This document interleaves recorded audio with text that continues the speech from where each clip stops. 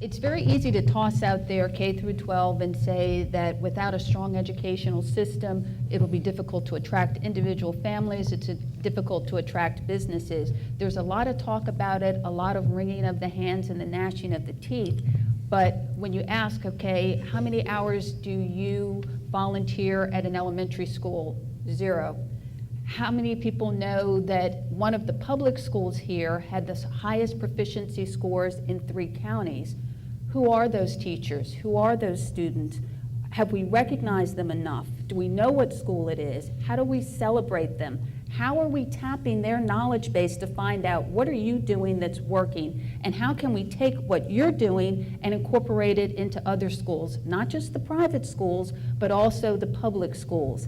How do we, as professionals who are in this community, and there are thousands of us that bring an unbelievable wealth of information, if I want to volunteer, who do I reach out to? I should know immediately. We should all know immediately. If I go to my employer and say, I need to take 5 hours out of my work day, can I get it as vacation? Can I take it without there being some disruption? We will not bring the quality of our education system up to where it should be by talking about it.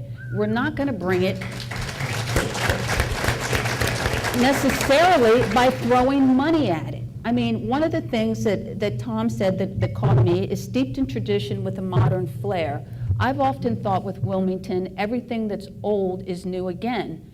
Years ago, we could educate people. We could teach children to read. We could teach them to add. We could teach them to think. And they didn't all have computers. They didn't all have spanking brand new books, which is not to say that those resources should not be available. But there has to be methods that we can institute immediately that will help our children in this community. Tied to the politics of it all, one of the things that I've said, having come to Wilmington, I've lived in Philadelphia, I've lived in Los Angeles, I've lived in Washington, D.C., is I don't think Wilmington, one, appreciates the political clout that we should have as a community. The resources we bring to this state, the attraction we have that bolsters this entire state's economy. I don't think we've realized or even tapped the political power. And part of the reason we haven't tapped the political power is that we don't coordinate our activities within our own community. So Raleigh sits there and says, yeah, I go there on the weekends, or I go when I'm invited, or I go when there's a conference, and any other time I let them battle it out among themselves. I let the county battle with the city, and the city battle with the beach, and the beaches battle with this one, because it keeps them constantly disrupted. We've got to be able to pick 3 things and say, okay, across the board, we can agree that we need stronger infrastructure. How do we get there? Where do we start? Do we start with our roads? Do we start with the appalling fact that we don't even have bus structures, no covers when people are sitting out there in the blazing sun? How do we don't have crosswalks. You know, how do kids get to school safely?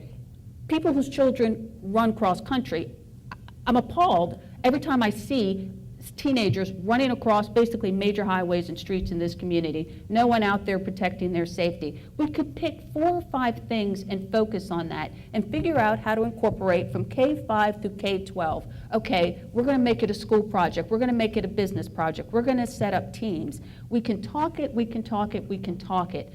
But nobody's going to figure it out. We have to do that on our own, and we have to coordinate it among ourselves as a community. And the question is, how do we start? And why haven't we already? Rick?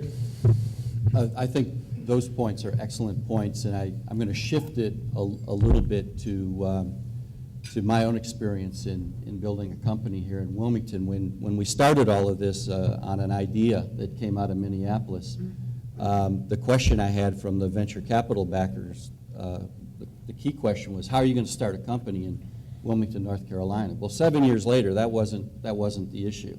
That was actually pretty easy to do. We were able to build a core group of people, experienced people, bring them here. Typically, they were older folks who were looking forward to getting out of Minneapolis or wherever else they were to this climate. The challenge has really been, and we could almost be, I think, a case study in this regard, the challenge has been as we developed the technology and we commercialized it and we were fortunate enough to find success, was then to recruit and bring in the infrastructure of people to continue to grow the business and develop the business and make the business successful on a broader scale and going forward. It's been very difficult because we've got the senior managers here, but now we need the workers, the intellectual capital, the human capital that are typically younger medical device engineers. I'm able to recruit, we have several UNCW employees at the company, but they all work in sales and marketing. Or we've trained them to work in clinical affairs because we have the people who can train them. But I've had to recruit every single medical device engineer outside of this community. We've been fortunate enough to pick some people off from North Carolina State, but for the most part, we've been getting folks from Kansas and Massachusetts and Albany and technical colleges. And then when they come on board and they want to continue their education, there's no local place for them to continue unless they want to go to the business school. But if they want to continue along a technical track, there's no real local place for them to do that. So fortunately, we have online courses. I have a number of employees who are getting online degrees from various universities across the country. So looking forward, if we're going to meet this 10-year vision that I think we're on the path to meet, I do think that we have to look at bringing in those other services that, and some of them are social, some of them are educational. Those things we need in the community so that we have it all. Why can't we have an engineering school at UNCW? Why can't we have an outpost medical school at UNCW? For God's sakes, look at the population that's moving to this area. It's a diverse population with we've got the slug of humanity, the baby boomers, on their way. And they've hit the beaches, and there's more to come. And those folks need health care. We should be training physicians and educating physicians in Wilmington, not in places where they're leaving.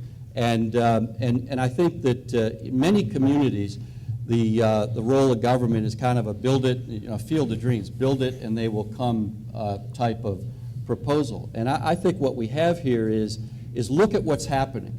Look at the intellectual capital that's landed in Wilmington, and what internal combustion is happening from the humanity that is here, from the intellectual capital that's here, and then build and invest around that, because this state could have a very vibrant, well-rounded community if we're able to do that in Wilmington.